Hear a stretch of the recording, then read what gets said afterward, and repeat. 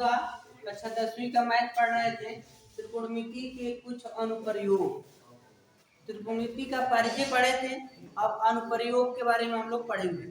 ठीक है, तो इसमें इनमें हम किनके बारे में अध्ययन करेंगे कि जैसे कि मान लो कि अपने दैनिक काल में हम किसी मकान की ऊंचाई मापना चाहते हैं, किसी टावर की ऊंचाई मापना चाहते हैं, या किसी वृक्ष की ऊंचाई मापना चाहते हैं, लेकिन उस पर हम चढ़ना नहीं चाहते हैं, हम चाहते हैं कि बिना चढ़े उसकी ऊंचाई माप लें। तो इस प्रकार जब हम दूरी को मापने का कार्य करेंगे तो हम वहां पर इनका प्रयोग करेंगे। लेकिन आप उस वृक्ष पर, उस मकान पर, उस टावर पर आप चढ़ नहीं रहे हैं, तो कैसे मापेंगे उसकी ऊंचाई क्या है? तो उसके लिए आपको कोण की जरूरत होगी। ठीक है, तो बिना चढ़े, कभी कभी ऐसा होता है कि हम छत पर चढ़े होते हैं और कोई पर्सन नीचे से हमको पुकारता है, तो छत पर से उसको हम नीचे देखकर बात करते हैं। कभी कभी ऐसा होता है कि कोई व्यक्ति छत पर हो और हम नीचे होते हैं, तो अपना सर उठाकर उससे बात करते हैं। तो दोनों केस में यानी हम अपना सर उठाते भी हैं और सर झुकाते भी हैं। किसी कोई वृक्ष है, उसके ऊपरी शिखर को देखना है, तो अगर बहुत दूर होते हैं तो सीधे सीधे देख लेते हैं, लेकिन वृक्ष के पास होते हैं, करीब होते हैं, तो अपने सर को ऊपर करते हैं, तब उसकी ऊंचाई यानी चोटी को देख पाते हैं। कोई मकान बहुत ऊंचाई तक बना दी जाती है, कई मंजिल बना दी जाती है, तो उसके ऊपरी सिरा को देखने के लिए हमको सर को उठाना पड़ता है। तो उस कंडीशन में हमको ये पता करना होगा कि सर हम झुकाते हैं और सर उठाते हैं, तो उस कंडीशन में हम किस प्रकार का कोण बनाते हैं, कैसे उसकी ऊंचाई को हम माप सकते हैं। ये थी हमारी भूमिका। तो कोण दो प्रकार के बनाएंगे, जिनका माप दूरी ज्ञात करने के लिए हमको कोण की जरूरत पड़ रही है, वो दो प्रकार के होंगे। फर्स्ट कंडीशन में हमने नोट किया उन्नयन को, और दूसरा जो है अवनमन को। तो उन्नयन कोण और अवनमन कोण की जरूरत होगी। तो उन्नयन कोण कह रहा है कि जब कोई वस्तु प्रेक्षक की आंख से, प्रेक्षक मतलब हम ही प्रेक्षक हो सकते हैं, क्योंकि हम कोई वस्तु देखने का काम करेंगे तो प्रेक्षक हम हैं। ठीक है, तो वस्तु के कह रहा है कि जब कोई वस्तु प्रेक्षक की आंख से जाने वाली क्षैतिज रेखा, मान लो सपोज करो कि हम प्रेक्षक हैं और ये हमारी आंख है। ठीक है, यह आंख हो गई। ठीक है, आंख से जाने वाली क्षैतिज रेखा, यह एक क्षैतिज रेखा हो गई। ठीक है, क्षैतिज रेखा, प्रेक्षक के आंख से जाने वाली क्षैतिज, मतलब हम अगर प्रेक्षक हैं तो मान लो हम सामने हमारे स्टैंड जो लगा हुआ है उसको हम देख रहे हैं, तो जब हम सीधे खड़े होकर स्टैंड को देख रहे हैं तो हमारे आंखों से जो किरण निकल रही है स्टैंड तक जा रही है। तो जब हमने सीधा ऐसे देखा तो ये क्षैतिज रेखा हो जाएगी। क्षैतिज मतलब जो हमारा जमीन है, तो जमीन के पैरेलल रेखा या जमीन ही क्षैतिज रेखा हो सकती है। तो आंखों से निकलने वाली सीधी रेखा क्षैतिज रेखा। ठीक है, तो क्षैतिज रेखा के ऊपर होती है।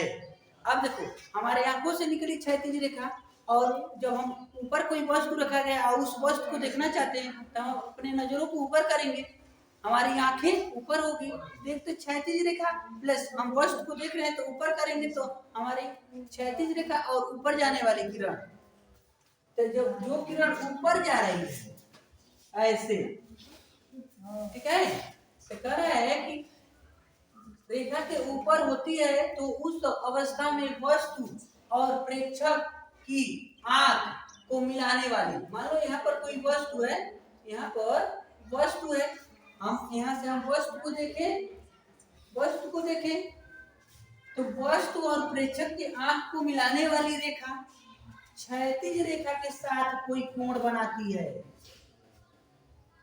क्षैतिज रेखा के साथ कोई क्या करती है, कोण बनाती है। तो जो कोण बनाती है, थीटा कोण बनाती है ना, तो जो कोण बनाती है उसको कहते हैं उन्नयन, उन्नयन कोण। यानी यहाँ भी लिख सकते हैं दृष्टि, दृष्टि रेखा। मतलब आपकी आंखों से और उस वस्तु तक जाने वाली जो किरण है, आपने उस वस्तु को देखने का काम किया तो दृष्टि रेखा हो गई। यानी वस्तु ऊपर है, आपने अपनी आंखों को, नजरों को ऊपर उठाने का काम किया। तो यानी ये समझ लीजिए, जब नीचे से आप ऊपर देखेंगे तो क्षैतिज रेखा और ऊपर देखने के कंडीशन में जितने अंश का कोण बनेगा उसे उन्नयन कोण कहना है। क्या कह रहा है? मिलाने वाली रेखा इस क्षैतिज रेखा से जो कोण बनता है, यानी मिलाने वाली रेखा यानी दृष्टि रेखा और क्षैतिज रेखा के बीच में जो कोण बनता है उसे हम उन्नयन कोण कहते हैं। यानी छत पर कोई वस्तु को देख रहे हैं, छत पर कोई डिजाइन बना है, कोई वस्तु रखी गई है, आप जमीन पर खड़े होकर, नीचे खड़े होकर छत को देख रहे हो, ऊपर देख रहे हो, तो उस कंडीशन में जो कोण बनेगा उसे कहेंगे उन्नयन कोण। लेकिन आप छत पर चढ़े हुए हो और नीचे से तुमको कोई पुकार रहा है, टावर पर चढ़े हुए हो और नीचे देख रहे हो, ब्रिज पर चढ़े हुए हो और नीचे के व्यक्ति को देख रहे हो, तो आप ऊंचाइयों पर हैं और नीचे देखोगे, तो नीचे देखोगे तो तुम्हारी नजर नीचे की तरफ कोण बनाएगी, नीचे झुक जाएगी। तो उस कंडीशन में देखो, कह रहा कि जब कोई वस्तु प्रेक्षक के आंख से जाने वाली क्षैतिज रेखा, प्रेक्षक के आंख से जाने वाली क्षैतिज रेखा के नीचे, क्षैतिज मान लो हम ऊंचाई पर हैं, छत पर हैं और ऐसे सीधा देखें, तो सीधा देखें तो सीधा देखें, ऐसे सीधा देख रहे हैं, हमारी आंख है, ठीक है, एक आंख हो गई, आंख से एक क्षैतिज रेखा जा रही है, क्षैतिज रेखा यानी छत पर है तो हमारे आंखों से एक किरण निकलती है तो क्षैतिज रेखा हो गई। लेकिन अब हम नीचे देख रहे हैं, अपने नजर को नीचे डाल रहे हैं, नीचे की वस्तु देखना चाहते हैं कि कहां पर वो वस्तु गिर गया। तो जब हम अपने नजरों को नीचे की तरफ करेंगे, यानी हो सकता है कि वस्तु यहाँ पर है,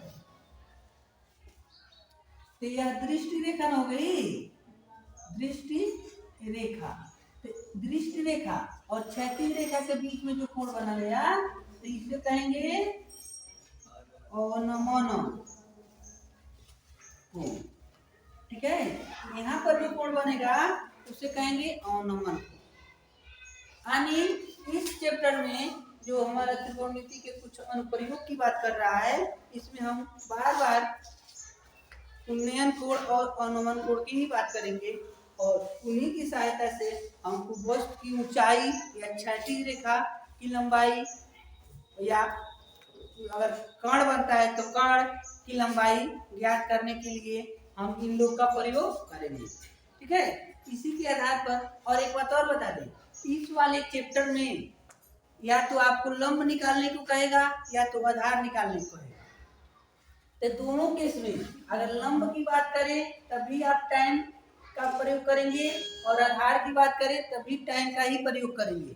रेयर केस में कभी कभी आपको कर्ण पूछ देगा तो साइन का यूज करेंगे। यानी इस पूरे चैप्टर में टाइम और साइन का ही यूज करना होगा, ठीक है। इसका विशेष आप ध्यान देंगे। इसके आधार पर हम कुछ एग्जाम्पल देखेंगे। यहाँ पर प्रश्न कर रहा है कि धरती पर एक मीनार ऊर्ध्वाधर खड़ी है।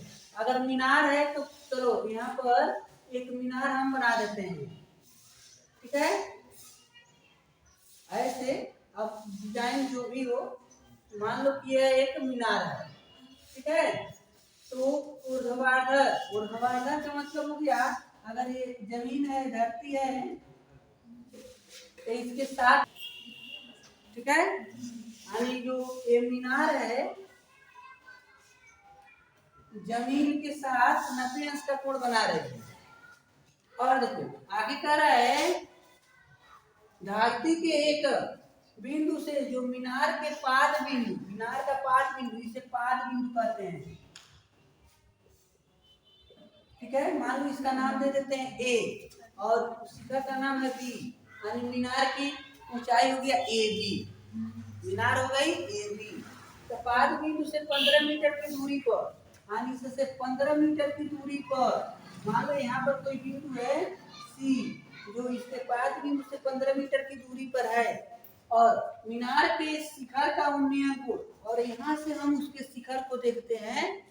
यहाँ हम खड़े हो गए, हम मीनार की चोटिया को देख रहे हैं, ठीक है। तो इसको चोटी को जब देखते हैं तो उन्नयन कोण, इसका मतलब जब उन्नयन की बात होगी तो यहाँ आप आ जाएंगे, और अवनमन की बात होती तो हम यहाँ पर चले जाते हैं। तो उन्नयन कोण 60 अंश है। तो कह रहा है मीनार की ऊंचाई बताओ, मीनार कितना ऊंचा है ये हमको ज्ञात करना है। तो आप सॉल्व करते समय लिखेंगे मीनार मीनार की ऊंचाई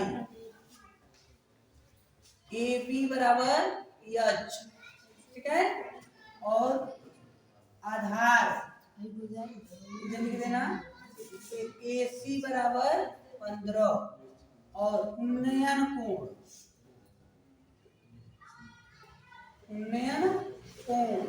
थीटा का मान 60 अंश। तो हमने बताया था ना कि टाइम का यूज करेंगे या तो साइन का यूज।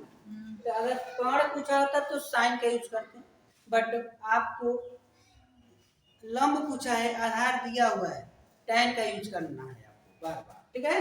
यहाँ लिखेंगे tan थीटा का सूत्र होता है L बाई ए, लंब बटे आधार।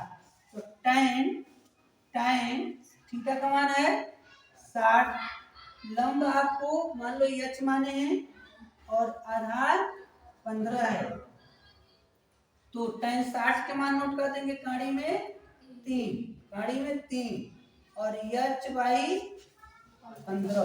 तो 15 को इसे तिरिया गुणा कर देंगे तो h के मान हमको मिल जाएगा 15 काड़ी में 3 मीटर, यानी हमारा जो मीनार है उसकी ऊंचाई 15 काड़ी में 3 मीटर की है।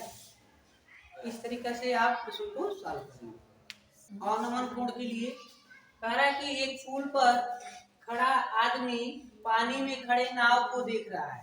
मान लो अगर हमारे पास एक पुल है, ठीक है, यह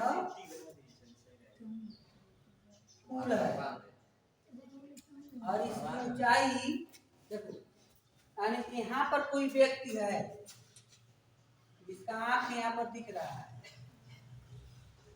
ठीक है, यहाँ पर व्यक्ति खड़ा है, पुल पर व्यक्ति है, या पुल हो गया। अब पुल है तो यहाँ से देखो ये पानी है सब, तो पानी को क्षैतिज मान लेंगे, और यहाँ पर कोई नाव है, ठीक है,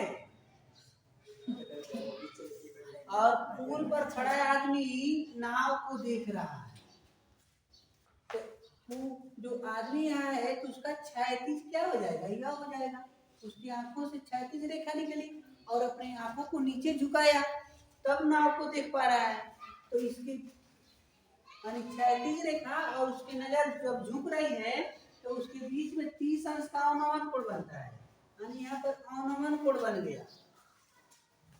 करें कि पुल की ऊंचाई 20 काड़ी में 3 है, तो पुल और नाव के बीच की दूरी कितना है, या पुल और नाव के बीच की दूरी कितना है ये हमको ज्ञात करना है। मान लीजिए x मीटर है, अगर इसका नाम देते हैं ABC, तो पहले ये समझो, अगर यह क्षैतिज रेखा है तो पानी भी क्षैतिज ही है, पानी कहीं कम कहीं ज्यादा नहीं है, तो दोनों एक दूसरे के पैरेलल होंगे, समांतर होंगे। तो जब दो समांतर रेखा को जब कोई तिर्यक रेखा काटती है तो एकांतर अंतर कोण आपस में बराबर होते हैं।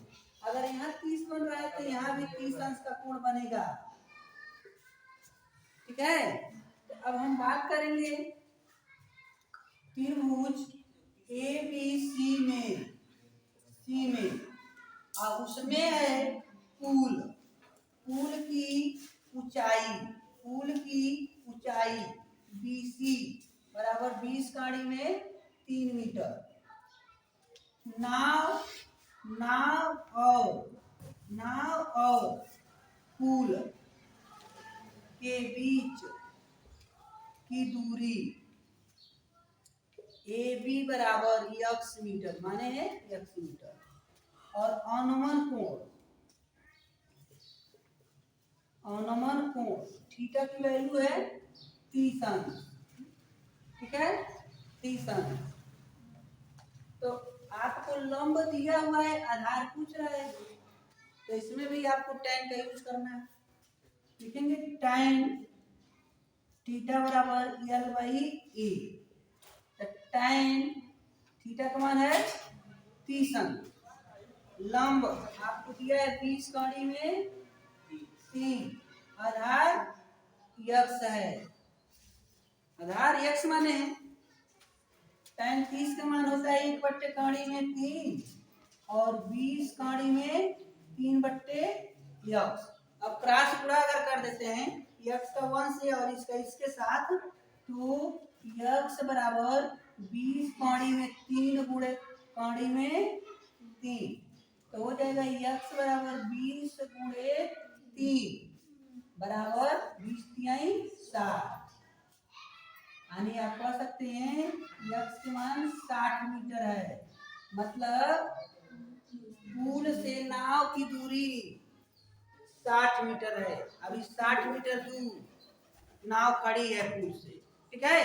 इस प्रकार ये आपका सॉल्यूशन